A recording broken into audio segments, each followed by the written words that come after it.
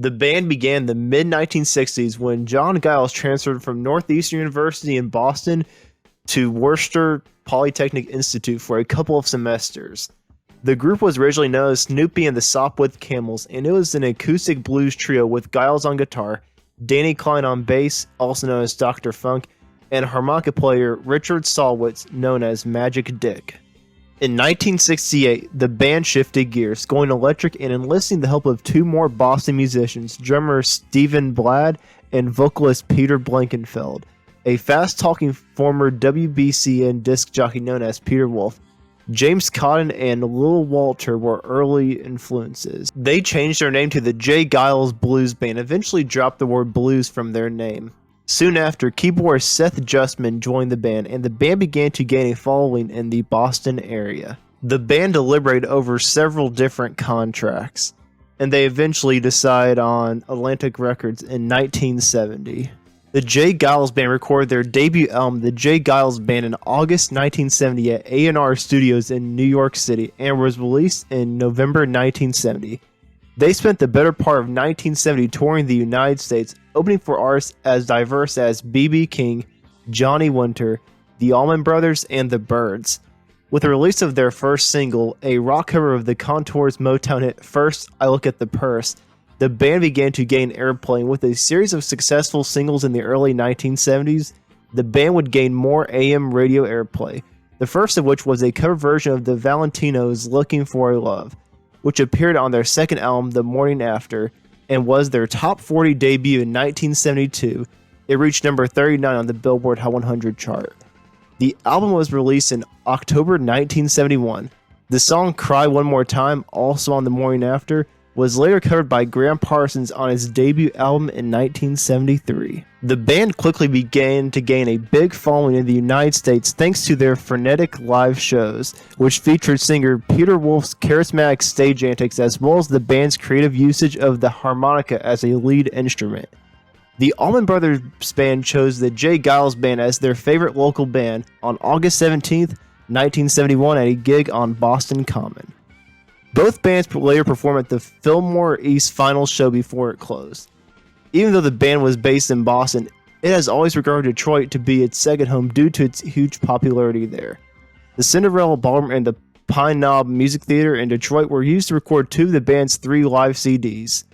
Blow Your Face Out, their second live album, was recorded at the Boston Garden and the Cobo Arena in Detroit in 1976. The J. Geils Band third album, Bloodshot, was the band's first mainstream success, reaching number 10 on the Billboard 200 album charts in the United States in 1973, and generating the song Give It To Me, which reached number 30 on the Billboard charts following the album's release in 1973. Bloodshot was first released in the United States on red vinyl rather than black, with matching red Atlantic Records labels from the 1950s. Throughout their remaining time with Atlantic, the band would continue to utilize these vintage-style Atlantic labels, which would change colors with each album release. In an attempt to capitalize on this commercial success, the band released Ladies Invite in November of the same year, which debuted at number 51 but fell short of Bloodshot's financial triumph.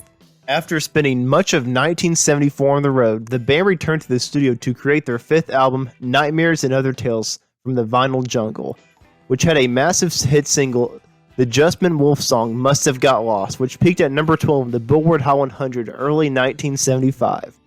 Later that year, the band began touring the United States alongside performers such as the Rolling Stones, Peter Frampton, and Rod Stewart. The group seemed doomed to be nothing more than a party band after their first financial success and frequent touring until the release of Monkey Island in 1977, followed by Sanctuary in 1978. Which ranked at number 49 on the Billboard 200 and spawned a huge hit single in One Last Kiss, which reached number 35 on the Hot 100. The group's commercial peak and mainstream success came in the early 1980s with the publication of the satirical Love Stinks in January 1980, which spawned 2 top 40 singles, Come Back, which reached number 32 on the Billboard chart, and the title tune Love Stinks, which reached number 38. Love Stinks remained a radio staple throughout the 1980s, and it was featured in the 1998 smash film The Wedding Singer, in which Adam Sandler performed it, as well as the film's soundtrack, The Wedding Singer Volume 2, which was also published in 1998. The band spent most of the 1980 touring the United States, Europe, and Japan for the first time. The band followed up the success of Love Sinks with the successful album Freeze Frame, which spent 4 weeks at the top of the charts in early 1982. Centerfold, their first single, was a 6-week #1 hit on the Billboard Hot 100. Centerfold was their only major hit single in the United Kingdom, reaching #3 in February 1982. In April 1982, the title cut Freeze Frame reached #4. Flamethrower, the reverse side of Freeze Frame, garnered exposure on urban contemporary radio, particularly in Metro Detroit, and reached #25 on the Billboard Soul chart and #12 on the Billboard Hot Dance Club playlist. The song was also played on rock and top 40 radio stations. The album's third and final song, Angel in Blue, reached #40 on the Billboard Hot 100 chart. MTV played the band's video for Centerfold and Freeze Frame frequently, which added to the album's success. The band often sold out arenas across the United States in 1982, including a month-long tour with U2 as their support act in March 1982. In June and July of that same year, the band also embarked on a 2-month European tour with the Rolling Stones. Following the international success of Freeze Frame, the band released Showtime, a live album that included their #24 live hit cover of I Do. Wolf departed the band in 1983 because of differences in the musical direction of the band. You're Getting Even While I'm Getting Odd was the band's second album of new material.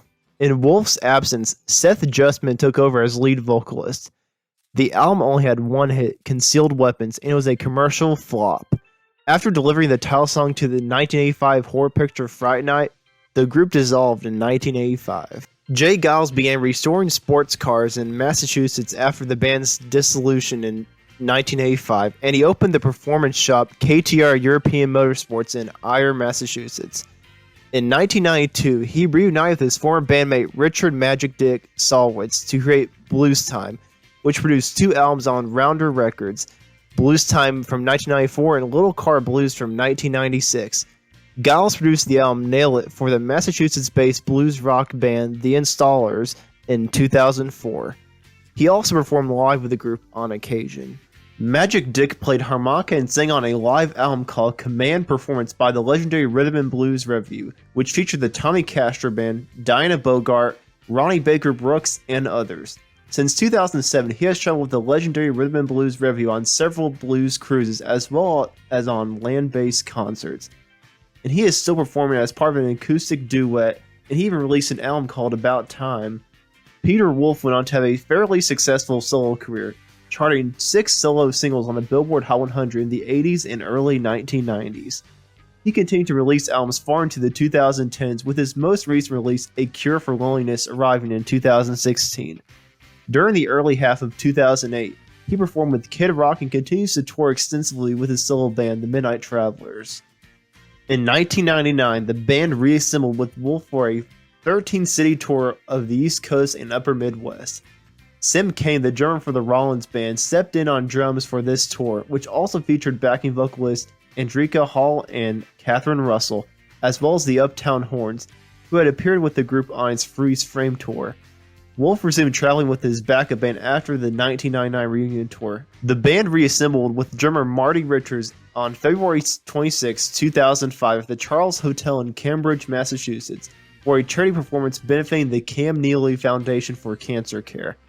On May 22, 2006, the 6 original members unexpectedly reunited for bassist Danny Klein's 60th birthday celebration at Boston's Scullers Jazz Club. Marty Richards on drums and Mitch Shakur on backup vocals performed the opening event of the new House of Blues in Boston on Landzone Street, previously the home of Avalon, Axis, The Embassy, and The Modern, on February 19, 2009.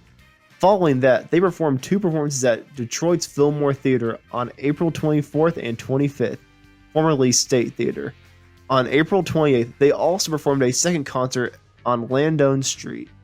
The Geils Band sold out the 2,000-seat event hall at the Borgata Hotel/Casino in Atlantic City, New Jersey on July 11, 2009. The band reformed for a one-night live performance at the Mohegan Sun Arena in Uncasville, Connecticut on December 31, 2009. January 23, 2010, the band performed at a benefit for Big Brothers/Big Sisters in Boston. The Geils Band reunited once more on August 14, 2010 to open for Aerosmith at a sold-out performance at Fenway Park. The band was once again backed by the Uptown Horns, as well as backup singers Mitch Shakur, Andrika Hall, and Michelle Tillman for their 2010 concerts. Hall and Tillman, as well as the Uptown Horns, performed with the band on their 2012 tour, while Hall, Mitch Shakur, and Ada Dyer were backing vocalists on the 2011 tour. Wolf and Geils have both been traveling as solo musicians since then. Danny Klein established a new band named Danny Klein's Full House to perform the J. Geils Band repertoire. In August and September of 2012, the J. Geils Band went on a brief tour of the United States.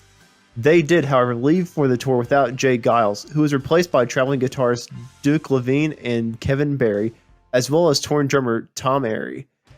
Geils launched an unsuccessful lawsuit against the other members of the band for unauthorized use of the band's name during a tour that did not include him.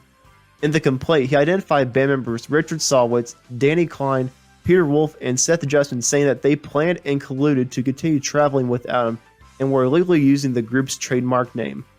Geils departed the band permanently because he was upset with his comrades for what they did. In 2005, 2006, 2011, 2017, and 2018, the band was nominated for entry into the Rock and Roll Hall of Fame. On either of those efforts, they were not voted in. And as of 2021, they still have not been inducted into the Rock and Roll Hall of Fame. Unfortunately, on April 11th, 2017, J. Geils was discovered unconscious at his house. He supposedly died of natural causes at the age of 71. And that's what happened to the J. Geils Band. Thank you guys for watching the video, and if you haven't already, like and subscribe to the channel if you want to see more content like this. And also a shout out to Steven Liniak for the request of the J. Geils Band. If you want your request done like Steven, let me know in the comments below. Let me know who you want me to do next on this channel, and I will most likely do them.